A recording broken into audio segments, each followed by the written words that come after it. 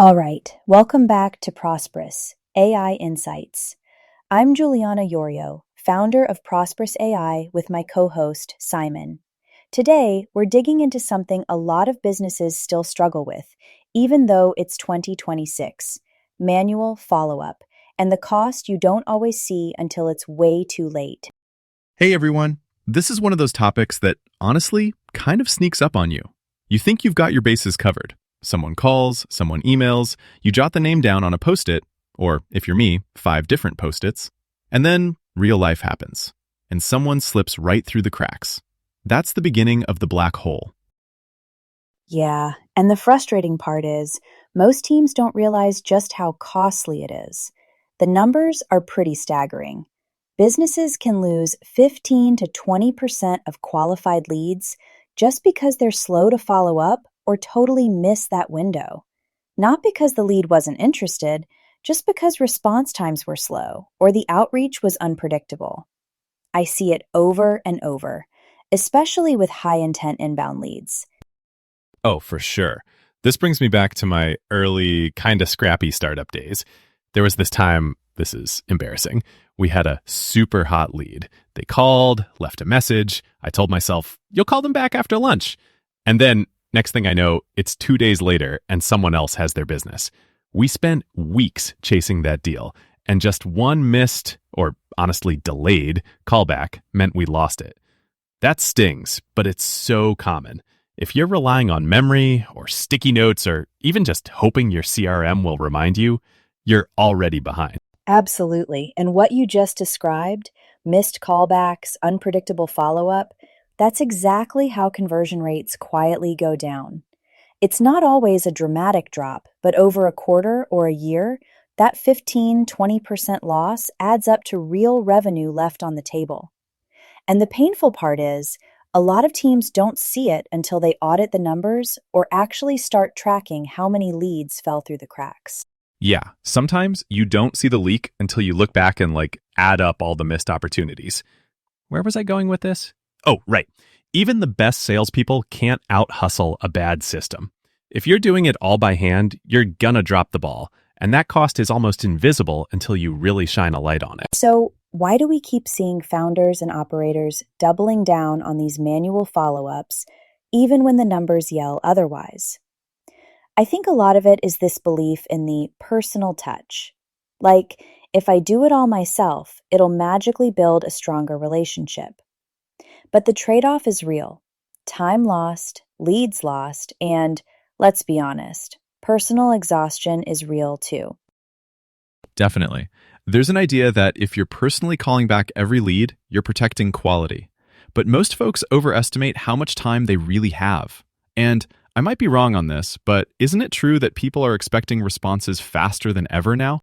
You're absolutely right. Speed expectations have changed so much, even in just the last year or two. In 2026, people don't want to wait hours, let alone days, for a response.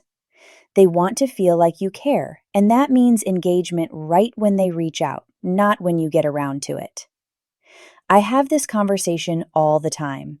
Founders tell me they're planning to add automation eventually, but right now they're still handling callbacks themselves. But what they're missing is every minute they wait is a chance for the lead to move on. And most of these leads aren't sitting around waiting for your call. They're talking to your competitor too. Yeah, it's wild. Reminds me of what we covered in the last episode about speed to lead. This isn't about being robotic or impersonal, it's about showing up when the prospect's attention is still on you. All that manual juggling sounds noble in theory, but if you're still doing this by hand, you're fighting the last war, not the current one. Exactly. The intention is good, wanting to connect, to build trust, but the reality is customers equate fast response with attention, not with something automated. The thing most founders don't realize is that instant engagement feels way more personal than radio silence, even if AI is handling first contact. The trust builds with responsiveness, not with how much time you spend hand dialing numbers. And honestly, if you want to really connect, you need to focus your time on the actual conversations, not chasing voicemails and wondering who you forgot to call back. You only have so much bandwidth.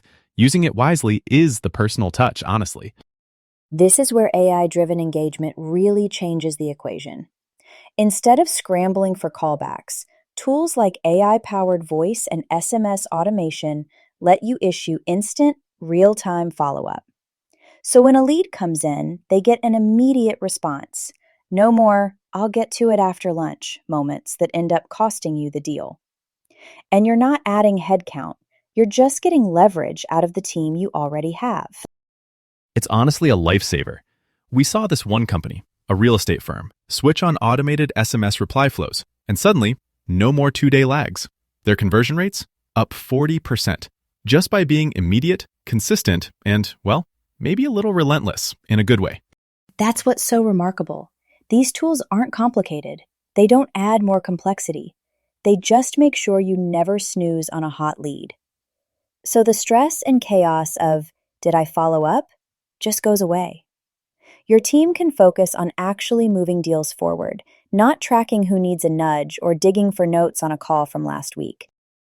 Honestly, I crack up when I think about trying to juggle dozens of callbacks myself, setting reminders, losing my train of thought, fighting with the CRM. I mean, I'm good, but I'm not that good. No one is. And an AI never takes a nap, never gets distracted, never goes, wait, what page was I on? It's always on, always ready to make that first contact. And that alone lifts a ton off your plate. Exactly. And you're finally free to have the actual conversations that close deals, because the repetitive, drop the ball work is handled. That's what lets teams focus on value added activities, not running in circles. It's faster engagement, better conversion, and a saner workday without extra headcount or layers of tech. That's leverage, plain and simple. Couldn't agree more. It's like once you see what instant automated engagement can do, you wonder why you waited so long. But hey, that's what we're here for, helping folks see what's possible and where the revenue is hiding. Juliana, any final thoughts for founders out there trying to make the leap? Here's the takeaway: growth rarely disappears, it usually just waits too long to be answered. Fast, consistent follow up is what separates momentum from stagnation. Thanks for listening to Prosperous AI Insights. We'll be back soon with more practical conversations on using AI to drive real business results. Until next time.